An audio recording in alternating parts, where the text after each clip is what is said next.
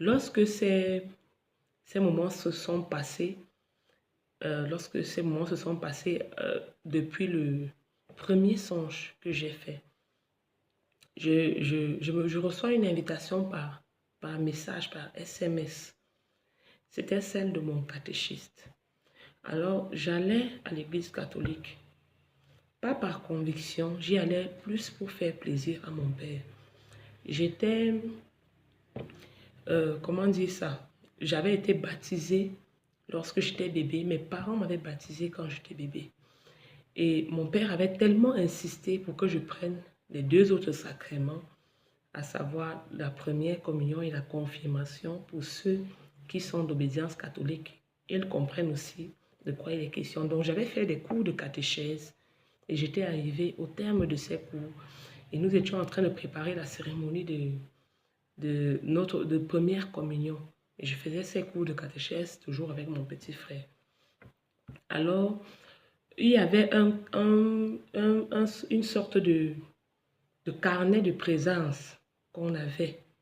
Chaque fois que nous allions à la catéchèse, il fallait signer ce carnet. Il fallait que le catéchiste signe ce carnet de présence. Alors moi, je faisais tout mon possible pour respecter les présences parce que si le carnet des présences affichait que tu n'avais pas été régulier à la catéchèse, tu ne prenais pas la première communion. Mais mon petit frère était un peu rebelle. Lui, il n'honorait pas toujours ça, il ne respectait pas toujours ça. Ça fait que son carnet de présence était presque pratiquement vide, quoi. Alors, pour ne pas qu'il manque de prendre la première communion, j'avais rencontré mon catéchiste en avance, je lui avais parlé de ça et il m'avait dit qu'il allait me faire signe.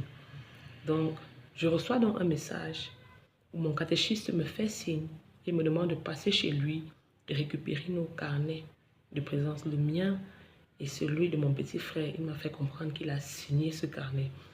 Alors, ce catéchiste-là, je ne vais pas exposer son nom parce que je ne sais pas où il se trouve maintenant. Mais ce catéchiste-là, il était au petit séminaire. Donc, il était en préparation pour devenir prêtre. Et il m'avait fait la cour pendant toute la période où je faisais la catéchèse avec lui. Et comme j'étais une jeune adolescente, je n'avais jamais eu de... Je l'ai dit dans la vidéo précédente, je n'avais jamais eu de rapport sexuel avec quiconque. Je n'avais même jamais eu de copain. Donc, chaque fois qu'il me faisait des avances, je les repoussais. Et je trouvais ça d'ailleurs, comment dire, malsain. Je trouvais que ce n'était pas éthique. Parce que je savais que, en tant que prêtre, il ne l'était pas encore, il allait le devenir. Et je savais qu'en tant que prêtre, il allait devoir faire vœu de chasteté. Alors, je lui disais toujours, mais comment toi, qui as l'intention de devenir prêtre, c'est-à-dire que tu vas faire le vœu de chasteté, comment toi, tu peux avoir envie d'avoir une relation avec moi? Alors, j'étais petite, j'étais naïve, mais déjà, je me posais beaucoup de questions dans ma tête.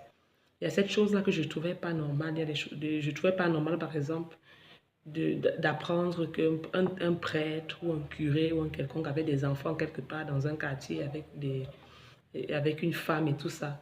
Et il me disait, mais toi, tu crois qu'eux, ils font comment? Voilà, il y a un tel, puisque j'allais régulièrement dans une chapelle. Et il a commencé à m'exposer le petit secret. Il a commencé à me dire, est-ce que tu ne connais pas tel, le curé tel? Je connais sa femme, je connais ses enfants. Est-ce que tu ne connais pas un tel, un tel? Il a commencé à me dire des choses comme ça. Je trouvais vraiment que ce n'était pas éthique. Alors, j'ai constamment repoussé ses avances. J'ai constamment dit non. Ce jour-là, lorsqu'il me fait le message, il me dit, viens prendre vos cartes de catéchèse. Alors, je m'en vais chez lui, il m'indique l'adresse.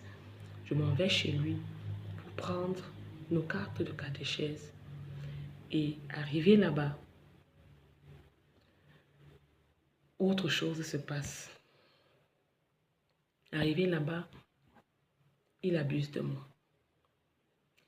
Mais dans l'acte qu'il a posé, il y a une chose d'étrange, c'est que je n'ai pas eu le courage ni de crier, ni de me plaindre, ni de parler. En fait, j'étais comme hypnotisée, en fait. J'étais comme hypnotisée. C'est lorsqu'il avait fini, quand il a fini de faire, voilà, quand il a fini de faire et qu'il est parti, C'est là que j'ai comme l'impression que je reviens à moi. Je me demande, mais qu'est-ce qui s'est passé? Qu'est-ce qui vient de se passer?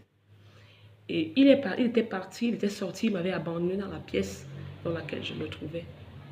Et je regarde dans la pièce dans laquelle je me trouve.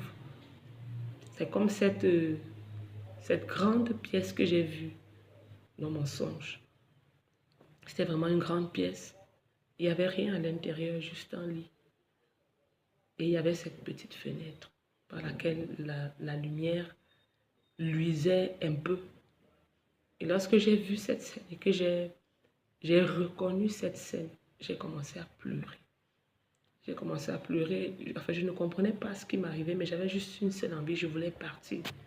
Alors, je me suis rhabillée, je suis sortie de là en courant, je suis partie. Et je n'ai parlé de cette expérience à personne, une fois de plus. Tellement j'évoluais dans cette forme de solitude où je n'étais pas...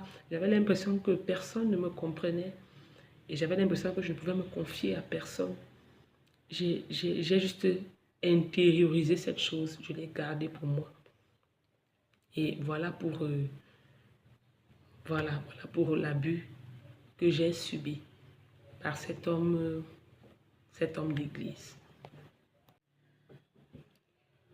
Après cet abus que j'ai connu avec cet homme-là, cet homme d'église, j'ai plongé dans une profonde dépression. Je suis devenue une dépressive. Je me suis repliée sur moi-même. Je n'étais pas très ouverte. J'étais quelqu'un de pas très sociable. J'étais quelqu'un de casanier. Donc je me plaisais à être seule. Et c'est à ce moment-là aussi que j'ai commencé à avoir des pensées de suicide. Que j'ai commencé à me dire que ça ne vaut pas la peine pour moi de vivre. Que j'ai commencé à me dire que je n'étais pas utile. Que j'ai commencé à me poser des questions existentielles même sur le but de ma vie. Pourquoi est-ce que Dieu avait permis que je naisse? Pourquoi il avait permis que je naisse dans cette famille spécifique? Pourquoi il avait permis que je traverse toutes les choses que j'ai connues? Pourquoi? Et au-delà de tout, il y avait toujours ces oppressions spirituelles-là, ces songes-là. Et à un moment donné, ça me saoulait, ça me dégoûtait, ça me fatiguait. Je voulais m'en débarrasser, mais je ne savais pas comment avoir la solution. Où trouver la solution? Je ne savais pas à qui me confier. Surtout, j'avais honte. J'avais honte de parler de ces choses-là à qui que ce soit. Et j'avais peur de ne pas être comprise, d'être rejetée. Donc, voilà comment j'ai plongé dans la dépression. Et parallèlement aussi, j'ai plongé dans la débauche, dans une vie de débauche. J'ai commencé à mener une vie de débauche, en fait, à faire de désordre sexuel, à multiplier les rencontres et tout. Et tout ça parce que j'étais à la quête de quelque chose. Il y avait comme un vide en moi. J'éprouvais littéralement ce vide-là. Je me sentais vide.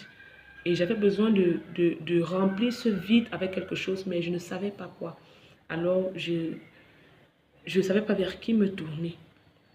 Voilà comment j'ai vécu jusqu'à environ mes 18 ans.